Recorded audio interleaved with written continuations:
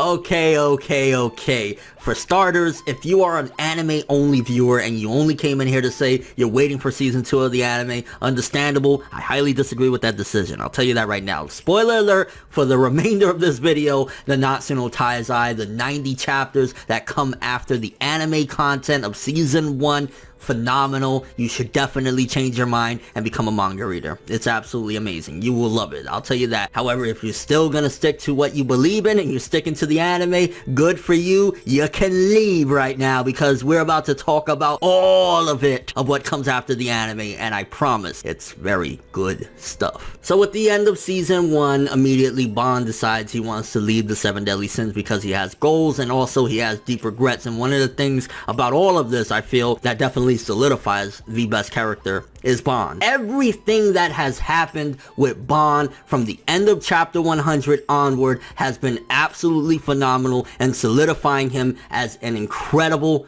character, an incredible main character at that. He's one of the mains, he's one of the 7 deadly sins. He's incredible. He goes through so many hardships and continues to strive. He shows a lot of his imperfections, and it's great at the same time that he continues to hold the regret of what he did to Mellie Otis, attacking Mellie Otis to try and save Elaine. He was like, yo, I can't live with this. And it kind of makes me think back to series like Naruto, and I'm like, yo, did Sasuke feel that deep regret for? No, he didn't, but Bond did, and Bond felt it very strong. I'm not gonna lie, when he got to the Forest of Fairies and you find out that he's basically the Fairy King, I was like, okay, I don't know if Bond would actually really care about that. And a lot of it was setting up for even further relationships with, okay, what's gonna happen with King.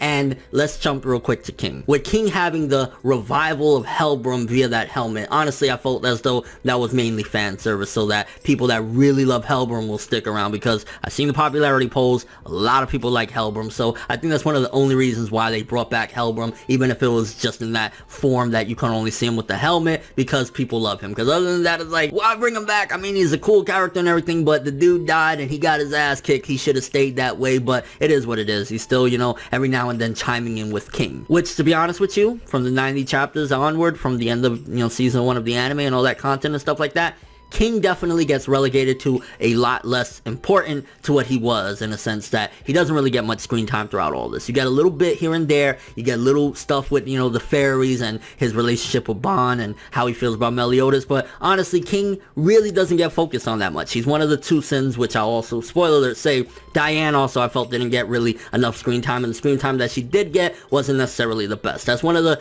downsides to some of the stuff that happened, is that they didn't really get focused on. They're awesome characters, they should have more screen time. I would definitely say that the 7 deadly sins after the content of season 1 as well took a different turn, because prior to that it was just straightforward, it is what it is. I definitely feel as though it was more inspired, and this is in a very positive way, mind you, by Dragon Ball Z in particular. I mean, you get the introduction of power levels, which that's not, you know, specifically only to Dragon Ball Z and shit like that, but you get the introduction of power levels. You get a lot of different elements that feel Dragon Ball Z-ish, like when Hauser and Gil Thunder and everything. For starters, the fact of their power level being so different from the villains, you know, they're very, very low in comparison. It's like, yo, they're like Tien and Yamcha or something like that. And at the same time, just a lot of things that transpire after the Hendrickson arc. I mean, them training, it felt like the training for the Saiyans to come. It really felt DBZ-esque, but again, in a very positive way. I'm not saying it ripped it off. You could see the inspiration, but it's still doing it in its own way. The Galder and Guida, or Gira, however you pronounce the name, relationship, I thought that was interesting to add something, because it definitely feels as though 7 Deadly Sins likes to add really interesting or really weird, not the normal relationships. I mean, you have somewhat normal relationships, but ultimately it just really feels like a lot of the relationships are what? Like when you see that Galder and Gita are a couple, I'm like, why would you? And then everything that Galder does, I mean, erasing her memories and Zeal's memories because he just wanted to have her all to himself, and he wanted to see how they would react because of them not having that emotion anymore. I'm like, honestly, the way I felt about Galder throughout this entire journey, Galder definitely to me feels like a true piece of shit, because he doesn't understand human emotions and he's constantly playing with other people's feelings, other people's memories, because he can't understand it. So to him, he doesn't think he's hurting anybody, he's just experimenting, but I think logically he knows what he's doing is wrong. He just does it anyway because he doesn't care. And I mean, you mainly see his goal just throughout all these 90 chapters as well. He wants to just feel normal. He wants to feel like he has a heart and feelings and things of that nature. So it's like he's misguided. His goal isn't a bad goal, it's just the way he's going about it is really, really really messed up. Then, the introduction to the villains of this arc, aka like the Saiyans or some shit, because if I was to again compare it to Dragon Ball Z, it would feel as though the Hendrickson stuff, the first 100 chapters, was like the fight with Raditz. Hendrickson is Raditz, pretty much, and the Ten Commandments are the true Saiyans that are coming to really mess things up, because, boy, when Hendrickson revives them, which, let's talk about Hendrickson real quick, I don't really care for his 180, I completely understand it, he had no choice, he was under control, like, you know, he had no other means to get around what he ultimately did, but it still felt like Hendrickson's character, whoa, 180, from just being the complete baddie, you know, the evil guy, the main villain, to ultimately like, hey, can I work at the bar? So yeah, Hendrickson's character definitely took a decline, I would say, in the 90 chapters. Again, I'm talking about certain characters. Obviously, again, from the opening of this video, you will see that I will fangasm and talk about all the greatness. I'm just talking about some of the characters that I felt didn't really get served justice too much in the 90 chapters. But the revival of the 10 Commandments, no. They're so awesome. They're so amazing. We're gonna call them the 10 crack commandments. 1, 2, 3, 4, 5, 6, 7, 8, 9. Oh, it's the 10 crack commandments. Yes, people, I'm not even gonna lie. Like, the introduction to them with, first of all, basically almost killing Hendrickson, with Dreyfus kind of saying, ah ha ha, which the reveal about Dreyfus, I'm not gonna lie, that was really nicely done. Finding out about him basically being the mastermind behind all of this all along, and his deep-rooted connections, and him basically not even being Dreyfus anymore, him being controlled by a demon called Fraudrin, I was like, that was awesome. That was brilliant, that we had a mastermind behind the mastermind that was behind everything. And finding out about them being from 3,000 years ago and all the connections that go along with it, I mean, let's just talk about each and every one of them really quickly. You have Garen, the freaking insane giant looking one that, you know, he basically wants you to tell the truth, and the things that go on with Garen, pretty awesome. Esterosa really looks mysterious, very similar to the look that Mellie Otis has on his Wanted poster, but a very mysterious and quiet guy. Zeldarus, he looks like Mellie Otis, just he has black hair, I believe, and ultimately you don't really get too much of him, but you can definitely see that there's something, you know, big about him as well. He's going to be a very strong opponent. There's Metacilla, that she kind of reminds me of like maybe one of the demons from Claymore, one of the main beasts that they had over there. She's kind of cynical and stuff like that. Nothing too extravagant with her, but you could definitely see that she's an evil piece of shit. One of my favorites, the Bae. Give it to you from the ass. I think her name is Dedere or something like that. She is awesome. Oh my gosh, her character design, the way she just talks, and like, I love her snappy little remarks of, I'm gonna give it to you from the ass. Shit ain't looking cool. I'm like, girl, you the Bae. You the Bae of the 10 Commandments. There's a few other ones there as well, like Grey Lord and stuff like that. Like, honestly, the 10 Commandments going down the road, the main ones that I talked about are the ones that are really awesome. The other ones, like Gloxinia is pretty cool as well, and his connections to King and the fairies and stuff like that, that's cool, as well as Delore, his connection to the giants. Like, I really like how you pretty much have a representation of every clan out there. It's like, you got the giants, you got the fairies, you got the humans. Like, it really works well to represent every piece of hatred that is out there. We got quite a bit of Merlin in the beginning of all this, like for the first 20 chapters, I think, prior to her turning into stone, and then when she got turned into stone, she was still around a little bit longer. Really sucks that she was cut out for a while. Like, Merlin, you got quite a bit of her in the beginning, you got a bit of her as well towards the middle, and then it was kind of like, well, you know, we not getting much of Merlin up until the latest chapter, which again, this video is covering all the way up until chapter 190, baby. The latest chapter, she is back, and I'm glad. I don't know how she managed to do it.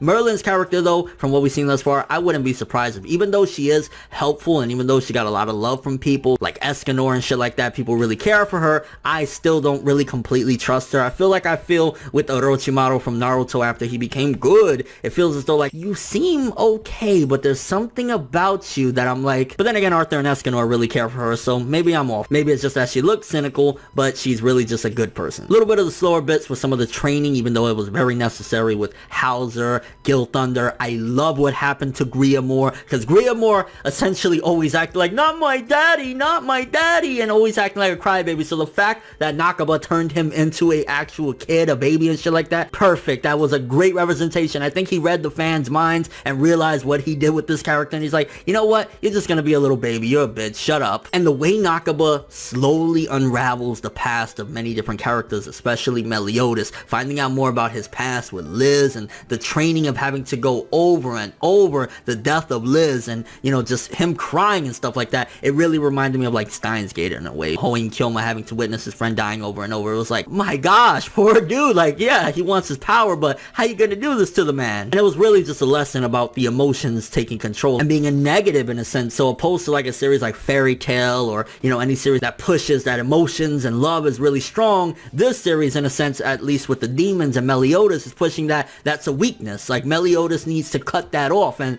when he was training at the druid place and trying to, you know, get his normal power back, that was one of the lessons that he was trying to, you know, learn. But ultimately he was like, I don't need it. I still want my feelings and stuff like that, but I also want that power, baby. And talking about the power levels real quick, I mean, there is such a gigantic gap from the power levels of people like Mellie Otis and Escanor and the power levels of people that are just normal holy knights. Like the holy knights turned into nothing. Even most of the 7 deadly sins like King, Diane, like their power levels are very, very weak, especially in comparison to the main threat, the 10 commandments. I'm sorry, 10 crack commandments. Now jumping back to Bond, again, one of the most memorable moments, his past with Zhivago. No lie, no bullshit. When the anime comes out of this and they adapt this stuff in the anime, I know I'm going to be tearing up because I felt the same way when I was reading this stuff. I mean, finding out that Zhivago basically betrayed Bond in favor of his son and then his ultimately real son died as well. Absolutely amazing. It was executed very nicely. And then their reunion with Bond say, I don't hold any regrets against you. Bond, I think a lot of Mellie Otis' character rubbed off on him. I think that the reason why he was able to immediately say, yo, I forgive you. I've never held a resentment against you to begin with. If you would have chose me over your real son, I probably would have resented you. The whole reunion with that and everything that Zhivago did for him, even afterwards sacrificing himself, it was beautifully done. It was a great setup for at the same time a sacrifice, and ultimately it was amazing. You know, once again, going through the layers of Bond's character and who he is and what made him the monster and savage that he is today, having to grow up stealing, losing his father figure, losing the girl that he loves. This dude been through some shit. Elaine coming back to life, I'm not gonna lie, I don't really care for the Elaine X Bond stuff in regards to the fact that Elaine looks like a little 10-year-old girl. I don't like the lowly stuff. Y'all know me. I don't like it, but I ultimately understand that she's not a lonely. She's 700 years old or whatever, but still kind of creeps me out a little bit. And with her coming back to life, the first thing she does is stab through Bond and they're making out and shit like that. Is like, on one half, I'm like, yo, this is so cool because, like, you know, it's a bloody make-out session and stuff like that. On the other hand, I'm like, ooh, yo, Bond, they're gonna call the pedo police on you. I'm just saying. But in all seriousness, again, another one of the relationships I like is the fact that Jericho wants Bond. Bond cares for her in a friendly way, but he's in love with Elaine. And to be honest with you, prediction time here. I predict at some given point in the series, Elaine is going to be completely off the table to come back to life. I think he's going to have to accept the fact that she's dead, and that's one of the things he's going to have to come to terms with. And ultimately, I think he's going to end up with Jericho in the end. That's my opinion. I want to know what you guys think, though. Big question right here. First of all, who do you guys think Bond is going to end up with? Who is better girl, Elaine or Jericho? I love the fight that Jericho and Elaine had as well. It felt very unshonen, like to have them battling it out over Bond's affection, and Bond is like, bro, I love Elaine, but Elaine, you can't be doing this. Like, what are you doing? And then one of the best bits of this entire arc thus far, Garen and Metosilla, again, I don't know how to pronounce her name, chasing Bond, Jericho, and Elaine. Bond doing everything he can and it being nothing. That was priceless. It was fucking awesome to just see the hunt and really showcasing you need to be scared of these commandments, because if Bond can't do absolutely anything to them, there's a reason that you should be afraid. But the introduction to my favorite new character in the 90 chapters, out of all the new characters that were introduced or whatever, Gil Frost, all these other characters, Escanor. Praise the sun, baby. I don't care. No one's gonna tell me nothing. This reminds me of that gritty Fist of the North Star stuff, just muscles on top of muscles, that manly testosterone filled stuff with the Master Roshi humor. Because again, gives me those DBZ vibes where, you know, he has that old shrunken up form, which obviously there's an explanation and it has its own thing. Just gives me, you know, reminder of it. Inspiration is always a great thing as long as you do your own thing with it. So it's like you got the comedy on one half where he's just a shriveled up old man with this 70s porn star mustache, but when he goes beast mode, when he goes savage, and especially the fact that I like finding out more that he doesn't like that other side of him. He'd rather be that side, so he rarely even goes outside in the daytime. He only goes outside in the night because he appreciates more being him opposed to being just this prideful monster. But his fight, when he fights Garen and Metosilla, Oh, baby. Amazing. I mean, for starters, him slicing Garen in half and then going in, just, yo, Garen went running. When Garen goes running, you know, like, honestly, Escanor probably my favorite or second favorite, right around there with Bond for the 90 chapters. But Escanor, every time he shows up on screen and goes into his monstrous form, I'm like, even in the nighttime when he had that vision of Merlin, I was like, this is insane. He has a power level of 28,000 in a few seconds of just seeing and envisioning that the sun was touching him. Now, talking about Diane again, remember I said earlier in this video that Diane was probably one of the weakest parts of, you know, the 90 chapters and stuff like that. I ain't gonna lie, especially cutting back from the amazingness of the Garen and Bond and Escanor and stuff like that, and we cut back to Diane dancing. I'm like, yo, can you dance somewhere else? I don't care right now. Although her connection with Matrona and the little trivia of that's the name that she used, I think, in the tournament, she used the pseudo name and it was Matrona, kind of cool there. Honestly though, it wasn't really the most interesting stuff. It was like, that was supposed to be her training, I guess, her dancing or whatever, but it really wasn't all that. Honestly, I was just kind of like, can we move on from this? It really doesn't feel anything like advancement wise great for Diane or for the plot for that matter. Thankfully we weren't with her for too long, and then we ultimately went to the tournament and stuff like that, with the hosts being again the legendary ones, which it makes me wonder what is the reason why people like Delore and Gloxinia would be the first of their kind, you know, the first rulers or whatever, to ultimately decide to side with the demons. Who is the reason for all of this? What is the reason? What is the catalyst for these people to betray their clans, basically be the founders of them and say, nah, 10 Commandments, like, what happened? Which, to be honest with you, theory time, honestly, I think the Goddess clan might be the final villains. I think we might get one more arc after this 10 Commandments shit, and it's gonna be the Goddess clan, because Denzel, the king's brother, when he was talking about, you know, the Goddess clan, and when he let the Goddess take over his body, ultimately they said, you know, we're sorry, we only did that because the leaders, you know, told us to kill your children and stuff like that. They did some fucked up shit, and I truly think the final arc is gonna be the Goddess clan being the final villains, which we haven't had much goddesses, so it would make sense. Is it just me, or did Dreyfus's curse kind of remind you of like Guts, how he can't go to sleep, these demons keep haunting him and shit like that? Like, it seems as though Fraudrin was the weakest of all of the 10 Commandments, or still is for that matter. Like, he definitely is the weakest because he manages to get himself tied up and kidnapped and stuff like that. Like, Dreyfus definitely isn't the strongest by far. He's the weakest. And then the revelation about Galdor being the final of the 10 Commandments. So we got a revelation earlier on that Galdor is basically just a doll. You know, nothing more than a doll that was created by a magician. But then also find out that he was one of the original commandments. So I'm kind of curious, how did he lose his memory? You see in one panel as well of back in the day, Mellie Otis being the leader and stuff like that, and you see Galdor right next to him. So what happened for him to lose his memory? Why is it that he became a sin, for that matter, to defeat the commandments? Like, how did all of that come about? A really great mystery that was set up as well. And the tournament, to be honest with you, the fights were mainly comical, seeing that Elaine and Elizabeth can kind of hold their own and stuff like that. And then of course the classic hilarious fight of basically Mellie Otis and Bond talking about tits and ass the entire time while they're beating on demons. That was, you know, awesome, but it was mainly just comedy up until Escanor steps in. And when Escanor steps in, baby, it's all bad. Now, some people will call BS on the fact that he was able to turn into his hulking form just by a vision of the sun, but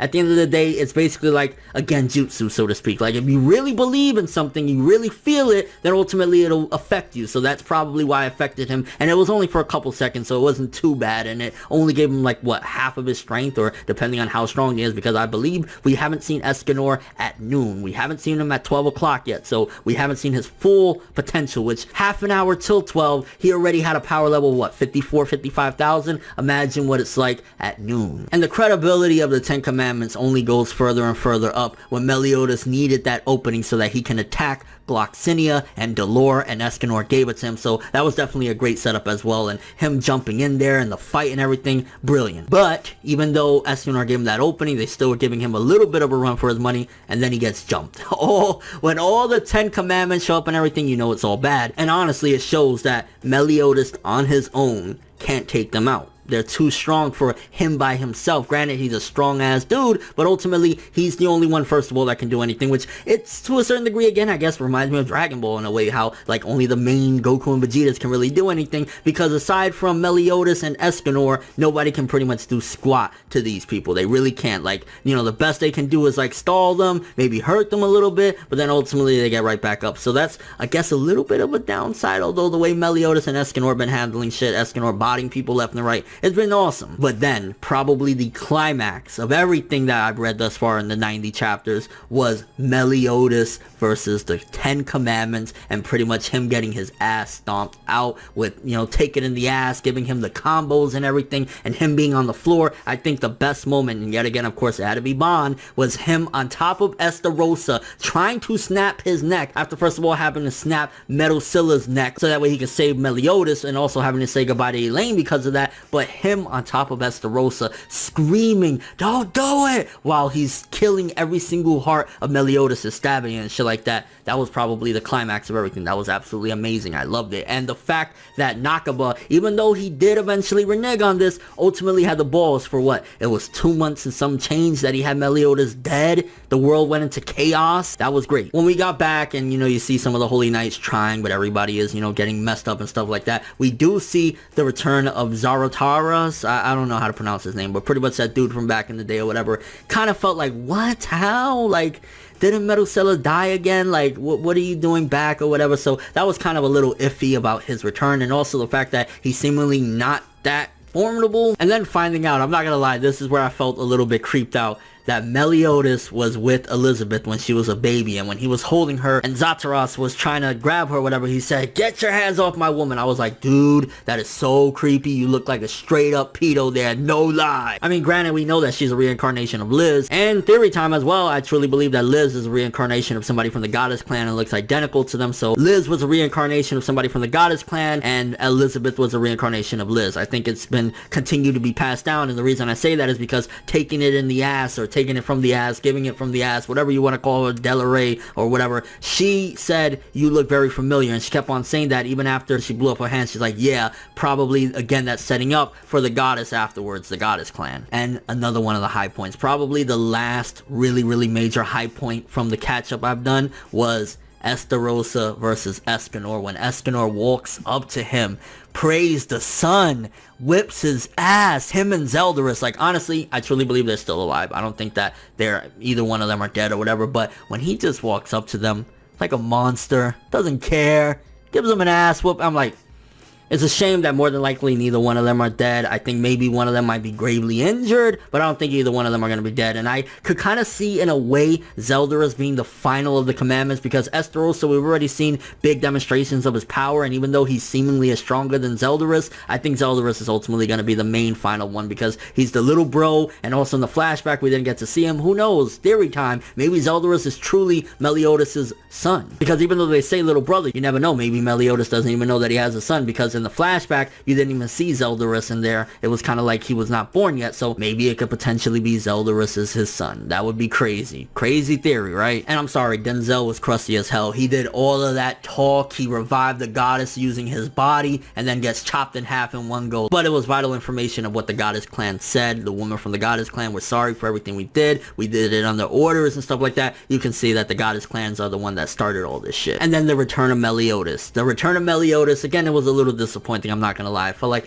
yeah, we did get a few months off of him being dead after, you know, the month time skip as well within the story and stuff like that, but it did feel a little bit like, you killed him and you brought him back, so it was like disappointing in a way in regards to that. But let's be real here, who thought the main character was gonna die like that? Like, and the progression he had from basically training with the Demon King, seemingly his father and stuff like that, you get to see that Mellie Otis now has a lot more evil within him. He has a lot less feelings. Hopefully it doesn't completely change his character and then he has to revert completely back to being fully emotional. I would like for him to stay intact with who he is, but also not give no fucks when it's time to brawl, because that's what it seemingly was when he grabbed Elizabeth and then fucking basically killed Give It From the Ass and Monspeti or Monsiped, I don't know how to pronounce his name either, but when he took them out, I was like, I really hope at least Dedede is not dead. That's gonna be disappointing for me as a fan of the character if she's already gone.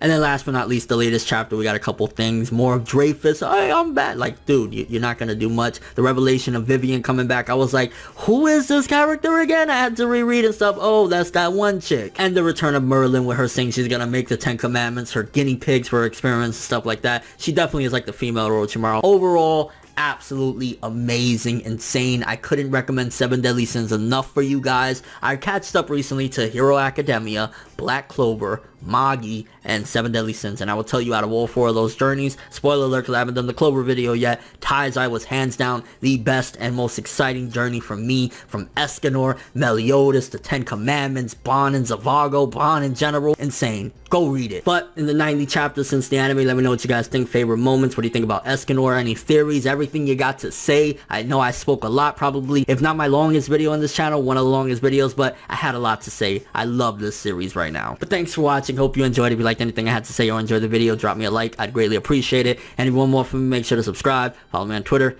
Instagram, and stalk my Facebook to get more when the video ends. I'm ForneverWorld, and as always, people, have an awesome day.